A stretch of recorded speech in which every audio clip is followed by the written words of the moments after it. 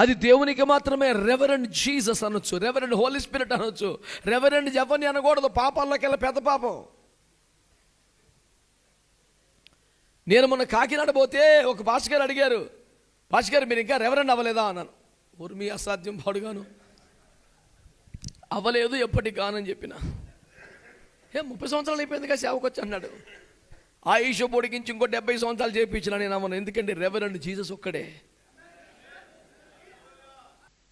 సరైన దైవజనుడు ఎలా ఉండాలంటే తన స్థాయిని, తన గొప్పతనాన్ని, తన రేంజ్ని మరుగు చేసి దాచి, నేను ఆయన సముఖములో, ఆయన సన్నిధిలో ఒక దూతనండి బాబు అని చెప్పుకునేలాగా ఉండాలా.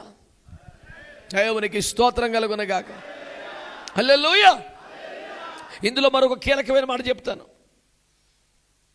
నేను వర్తమానికునండి, నేను పాటలు పడతానండి, నేను ప్రవక్తనండి, నేను అద్భుతాలు, అవన్నీ పరిచర్యలు అనండి. పరిచర్యలు 24/7 చేస్తామా? ఆయా సమయాల్లో మరి 24/7 చేయవలసింది తెలుసా? ఆయన సన్నిధిలో బ్రతకాలి.